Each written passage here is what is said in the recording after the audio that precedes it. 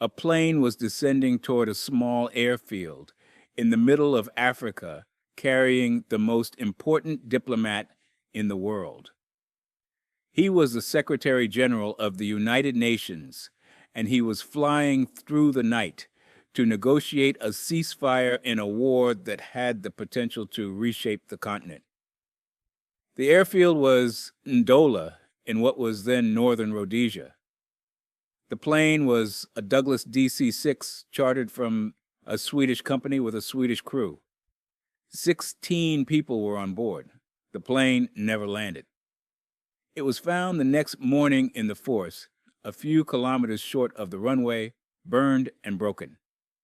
Everyone on board was dead 15 instantly, and one survivor, a UN security officer named Harold Julian, who lived for 6 days before succumbing to his injuries. In those 6 days before the sedation took him fully, Julian spoke of sparks of an explosion of something happening to the plane before it came down. The authorities dismissed his account. He was too injured, they said, too medicated, too confused. That dismissal is the first locked door in this case. It will not be the last. The man on the plane was Dag Hammarskjöld. And to understand why his death still matters, why the United Nations itself is still, as of the most recent report in 2024, actively investigating a crash that happened over 60 years ago. You need to understand what he was doing and who did not want him to do it. Hammarskjöld was 47 when he became Secretary General, the youngest in the organization's history, and by most accounts, the most consequential. He was a Swedish economist and diplomat, a private man who never married, who spent his evenings reading Rilke and the medieval mystics, and who kept a diary of philosophical reflections that would be published after his death under the title Markings. In it, he wrote about sacrifice, about duty, about the cost of standing in the space between powerful men and the people they harm. He was not a politician performing conviction. He was a man living it. And the institution he led, the United Nations, barely 16 years old, he had transformed from a debating society into something that could act. He created the first UN peacekeeping forces. He intervened personally in crises from the Suez to China. He believed genuinely and without cynicism that the UN could be the instrument of a just world. That belief made him dangerous because a Secretary General who merely talks can be tolerated. A Secretary General who acts must be dealt with. And in 1961, he acted.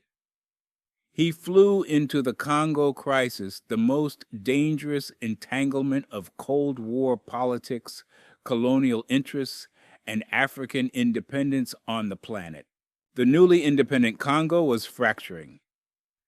The mineral-rich province of Katanga had declared secession under Moise Tshombe, backed by Belgian mining interests, Union Minière du Haut-Katanga, which controlled the uranium and copper that made Katanga one of the most valuable pieces of real estate on Earth.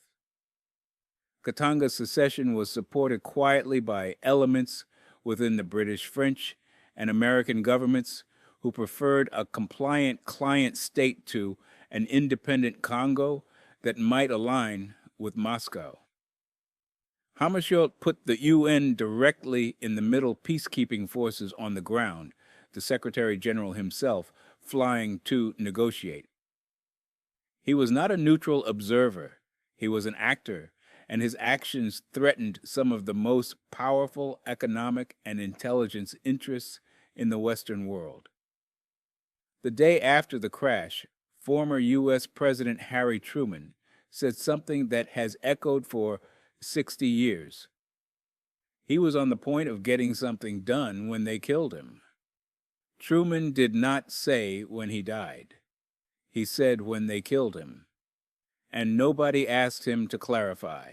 The first investigation was conducted by the British-run Rhodesian authorities, the same colonial administration whose economic interests were aligned with the mining companies backing Katanga's secession. They concluded pilot error. The plane flew too low on approach. Case closed. A subsequent UN investigation was more cautious. It could not determine the cause and left the verdict open. But it relied heavily on testimony gathered by the Rhodesian inquiry, and the Rhodesian inquiry had been conducted by people with reasons to prefer a simple answer. And here is where the case should make you uncomfortable, because the evidence that was dismissed or ignored in 1961 has not gone away. It has accumulated. Local residents near the crash site told investigators they saw more than one aircraft in the sky that night. Some described a second plane, possibly a jet. Some said the DC-6 appeared to be on fire before it hit the ground. Their testimony was discounted by the colonial authorities. The witnesses were African villagers, and their accounts were treated as unreliable. I want to be careful about what I do with that, because eyewitness testimony of nighttime aerial events is genuinely difficult to assess, and I will not pretend that every witness account is equally solid. But I will also not pretend that the systematic dismissal of African witnesses by a British colonial administration in 1961 carries no bias. There is something in this case that goes beyond the mechanics of aviation. It is the question of whose voice counts, whose testimony is admitted, whose account is written into the record, and whose is written out. The villagers near Ndola saw something. They said so at the time.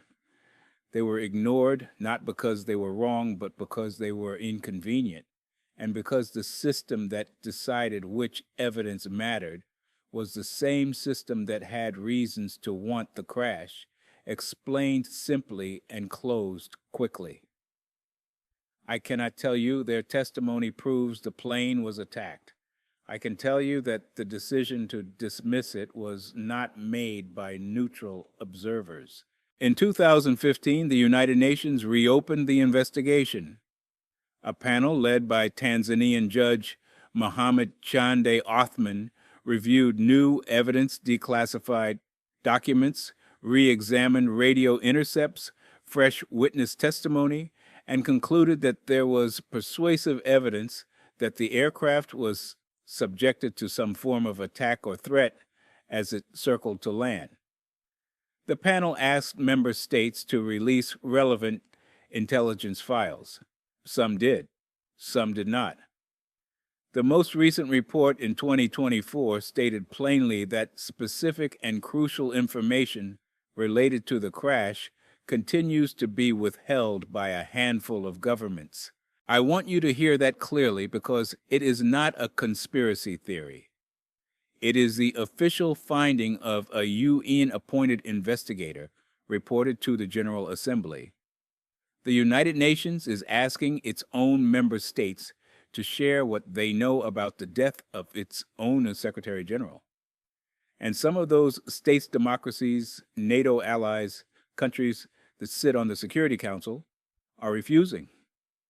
63 years after the crash, with the Cold War over, with Katanga long reabsorbed, with every plausible suspect long dead, governments are still holding documents they do not want the world to read.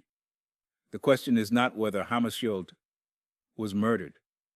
The question is why, after 6 decades, the file is still locked, and who benefits from keeping it that way. I do not know what happened to that plane. I cannot tell you it was shot down, because the evidence, while persuasive, is not conclusive. I cannot tell you it was pilot error, because the investigation that reached that conclusion was conducted by people with a stake in the answer. What I can tell you is that a man who threatened the interests of multiple Western governments died in circumstances that have never been satisfactorily explained, and that the governments who might hold the explanation have chosen for more than 60 years not to share it. That is not a theory, that is a fact. And it is the quietest, most polite, most bureaucratic way to bury a man twice. It would be natural to hear that and think, well, that is espionage, the Cold War, intelligence agencies playing chess with human lives in Africa. Terrible but distant, the kind of thing that happened in a different era, under different rules, behind classified doors that may never open. So let me take you somewhere closer and more explicit and harder to explain away. A place where the state did not merely lock the file, it provided the car, the police officers, and the hands that did the work.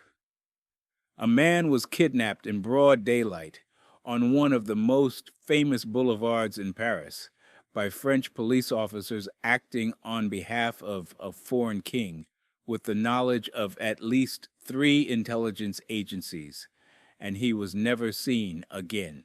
A man was standing on the pavement outside Brasserie Lippe on the Boulevard Saint-Germain, one of the most visible, most public stretches of sidewalk in Paris. 2 men in plain clothes approached him. "You have a meeting with some politicians?" one of them said. The man, accustomed to being followed, accustomed to the attention of police, stepped into the back of an unmarked Peugeot. The car pulled away from the curb and merged into traffic. The man inside was never seen again. His body has never been found. And the 2 men who put him in the car were not criminals, not kidnappers in the ordinary sense. They were French police officers working off-duty on assignment for a foreign intelligence service. I want you to sit with that detail for a moment because it is the hinge of this entire case, and it is the reason I brought it to you.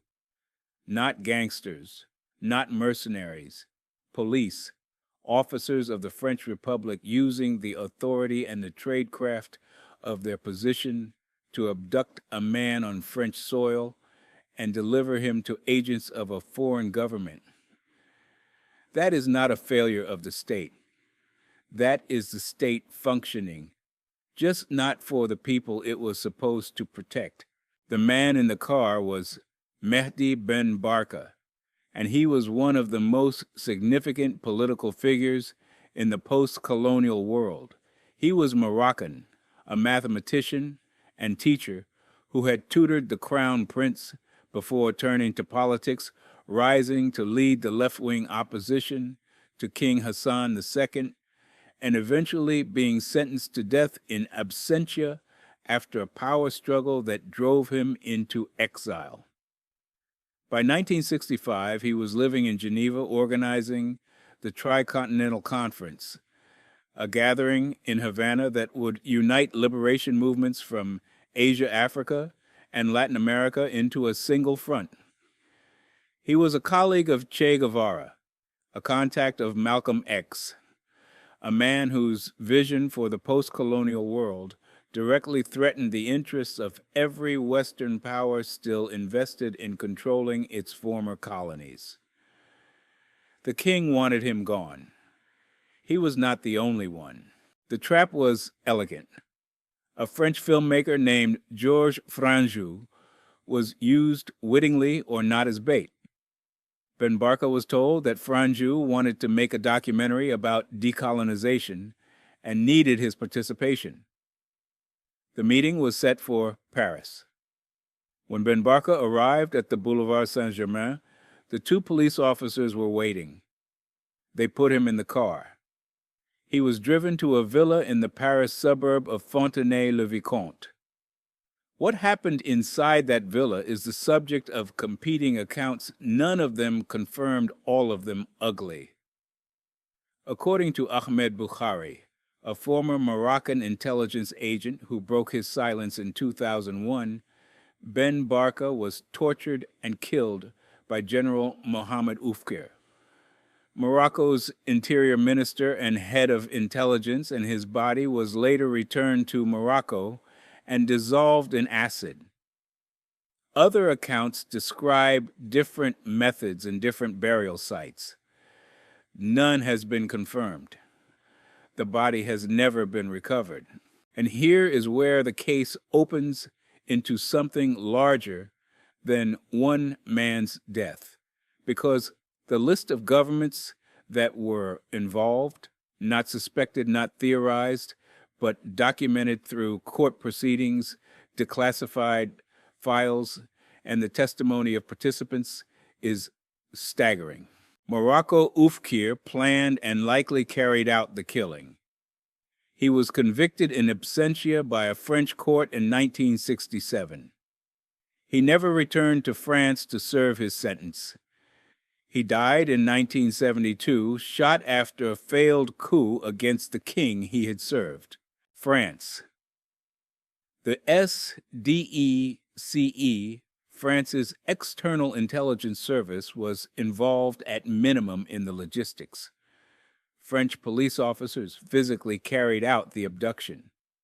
When the scandal broke, President de Gaulle ordered an investigation, purged parts of his intelligence service, and broke diplomatic relations with Morocco.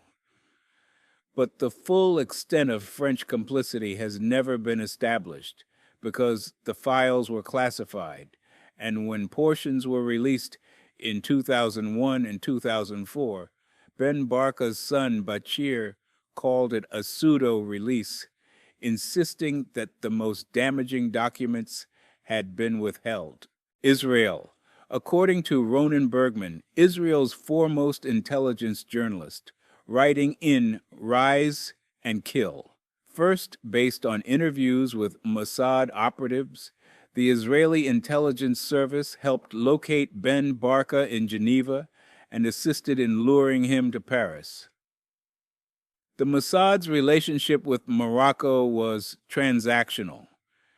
Israel provided intelligence training for Morocco's Secret Service. Morocco provided access to Arab summit meetings. Ben Barka was in this account a favor returned. The United States. The CIA acknowledged through a Freedom of Information Act request in 1976 that it possessed more than 1,800 documents related to Ben Barka. As of the most recent public accounting, those documents have not been released. I need to be straight about the weight of all this because 4 intelligence agencies from 4 democracies is a list that sounds like fiction, and I will not present it as though the case is simple. It is not simple. The degree of involvement varied. Morocco ordered and executed France, facilitated Israel, located, and the CIA's role remains behind 1,800 pages that no one outside Langley has read. I am not telling you that 4 governments conspired to murder one man. I am telling you that 4 governments had knowledge, involvement, or documentation, and that none of them has fully accounted for what it knew. The difference between conspiracy and complicity is important, and I do not have enough information to tell you which word applies to whom. But I have enough to tell you that the answer is locked in filing cabinets on 4 continents, and that 60 years of requests from courts, journalists, and Ben Barka's own son have not been enough to open them. 37 people connected to the case have died in suspicious circumstances or disappeared in the years since. Oufkir was shot. Figorn, the middleman who helped lure Ben Barka to Paris, was found dead in his apartment, officially a suicide. The trail of the dead is long enough that it has its own gravity pulling the case deeper into darkness, with every person who might have talked and did not live to. Bachir Ben Barka Mehdi's son is still fighting. He was 25 when his father disappeared, a young man whose life was bisected by a car pulling away from a curb. He has spent his entire adult life in French courts, filing motions requesting files, keeping the case open against systems in two countries that would prefer it closed. Every time the investigation has approached something that looks like an answer, international arrest warrants, new witness testimony, declassified fragments, something intervenes. In 2007, France prepared arrest warrants for Moroccan suspects. They were never delivered. In 2009, new warrants were issued through Interpol and suspended the following day without public explanation. In 2017, France declassified 89 SDECE documents from 1965 and 1966, and Bachir called it a pseudo-release, insisting the most damaging files remain sealed. I want to say something about Bachir, because he is the person in this case who makes it more than a geopolitical puzzle. He was not a spy. He was not a politician. He was a son whose father left for a meeting and never came home.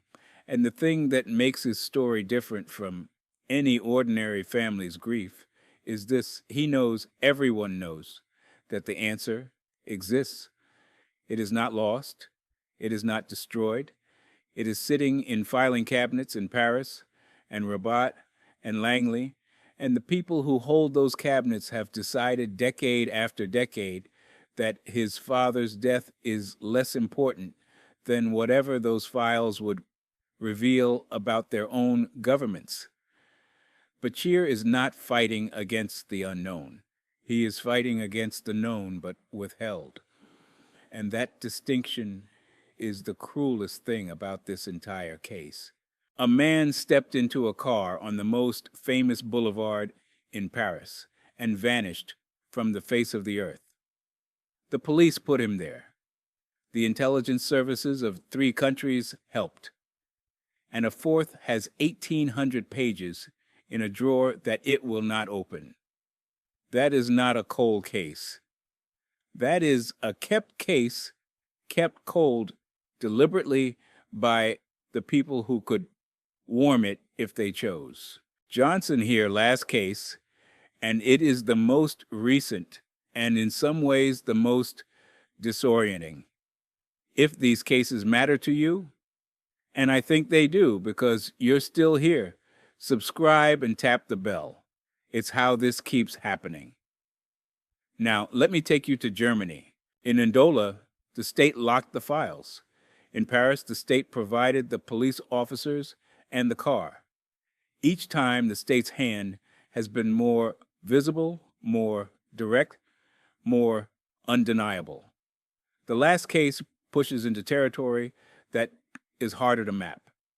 Because in Germany in 1991, the state is not one thing, it is two things becoming one, with the intelligence apparatus of a collapsed dictatorship dissolving into the security architecture of a reunified democracy.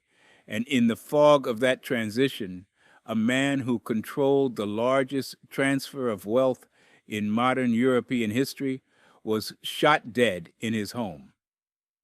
And the investigation could never determine which shadow in the fog held the rifle. A rifle round passed through a bedroom window and struck a man in the chest, one shot precise from a distance that required skill and a scope and steady hands. The man was sitting in his home in Dusseldorf with his wife Hergard beside him. He died almost instantly. The shooter firing from a garden or an allotment across the street was never seen, never identified, never found. The man was Detlev Karsten Rohwedder, and at the moment of his death, he was arguably the most consequential economic figure in Europe. But before the Treuhand, before the politics, before the bullet, he was a steel man. He had spent most of his career as the CEO of Hoche AG, one of Germany's major steel corporations, a hard industry, a hard job, a world of unions and layoffs, and plant closures where the decisions you make on paper destroy real lives in real towns.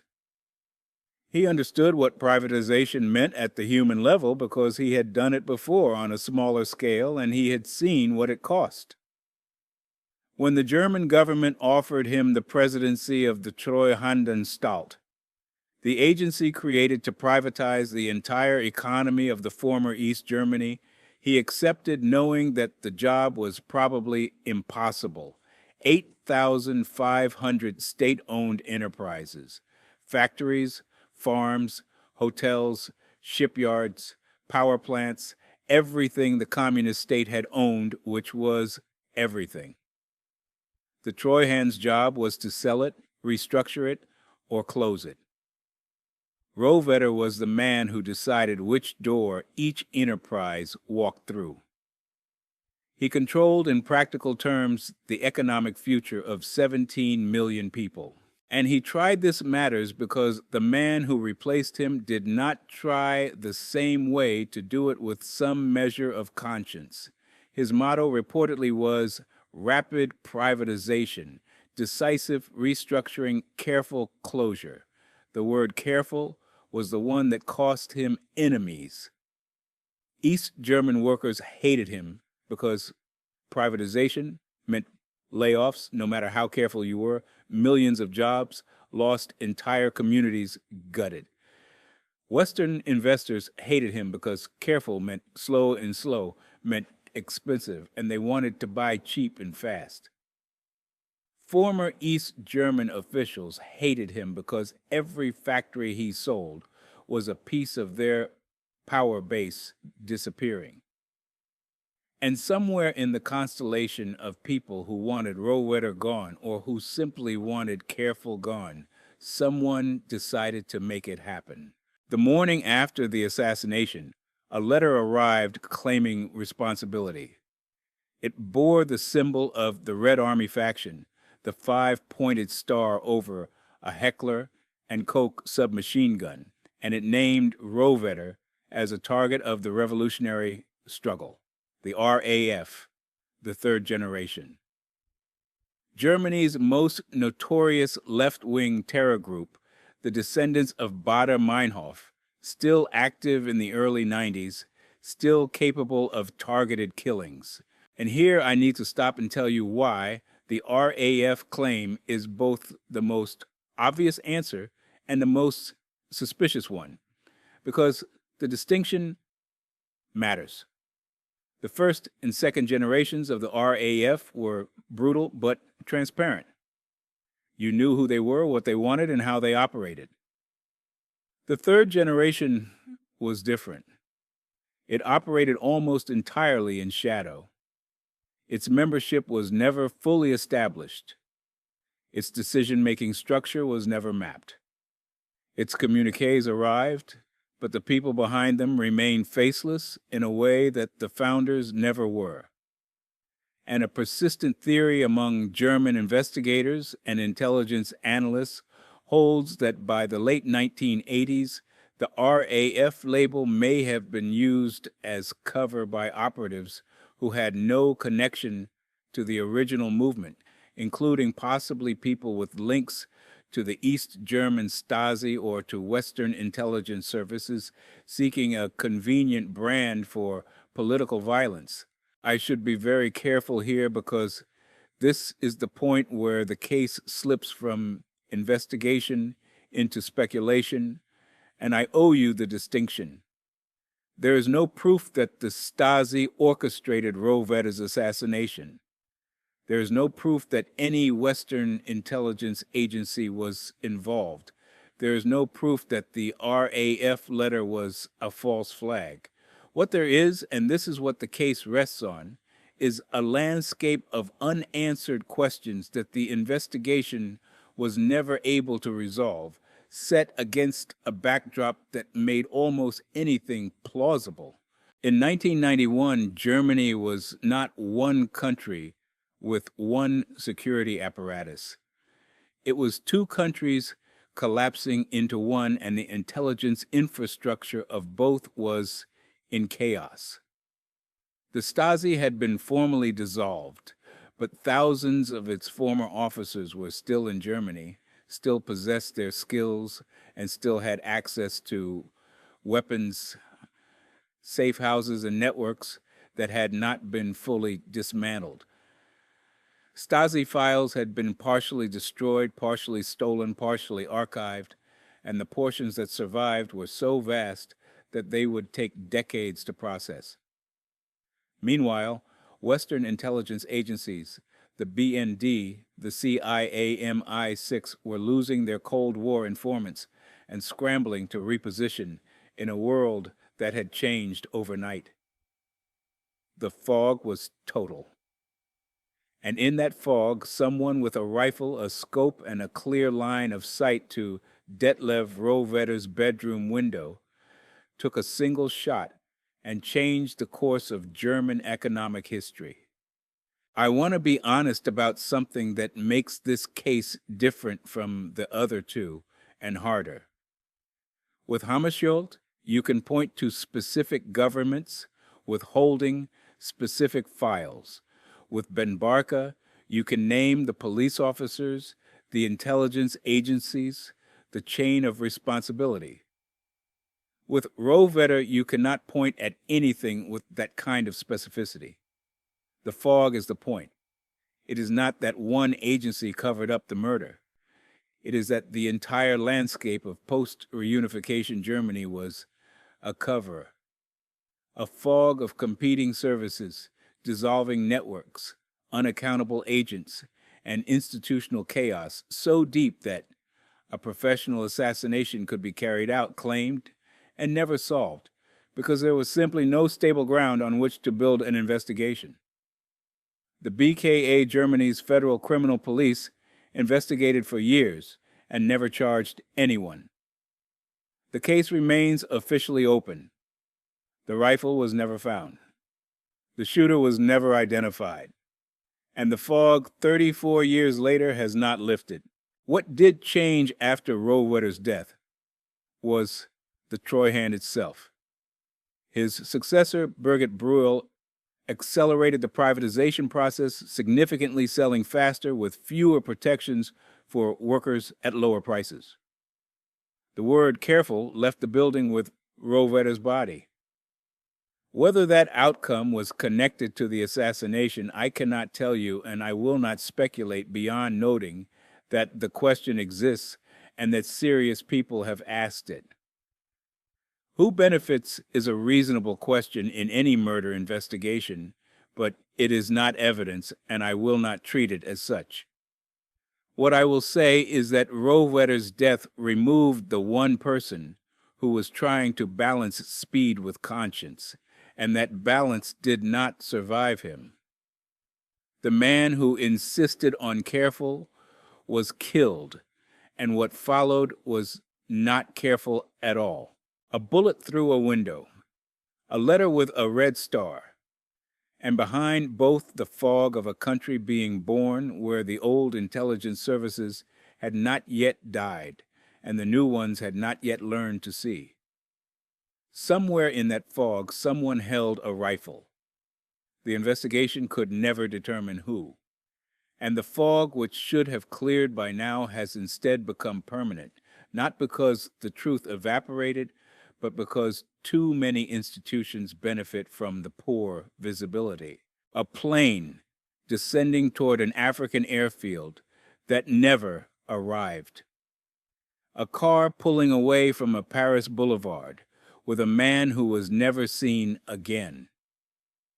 A bullet passing through a bedroom window in Dusseldorf from a shooter who was never found. 3 men, 3 democracies. 3 investigations that ran at full speed into the same wall, the wall that separates what governments know from what governments will admit. In each case, the evidence led not to a suspect in a jail cell, but to a door marked classified, and in each case, the hand on the lock belonged to the state. We build our justice systems on the promise that the state is the seeker of truth, that when someone is killed, the full weight of the government falls on the side of the dead. These three cases say that when the dead are killed for political reasons and the politics touch the interests of the state itself, the weight shifts. Not always visibly, not always dramatically. Sometimes just a file reclassified, a warrant suspended, a witness account dismissed, a search delayed by a few critical hours. The machinery of the state does not need to conspire. It only needs to slow down, and time, as I have told you before, does the rest. Dag Hammarskjöld, Mehdi Ben Barka, Detlev Rovetter, three men who stood at the intersection of power and change, and who were removed from it. I cannot tell you who killed them, not with the certainty that justice requires. But I can tell you who has the answers, and I can tell you that they have chosen not to share them. That choice repeated across 6 decades. 3 continents and more filing cabinets than any journalist or judge has ever been allowed to open is its own kind of verdict. Not on the killers, on the systems that protect them. I'm Johnson. Thank you for sitting with the hard ones. I'll see you on the next.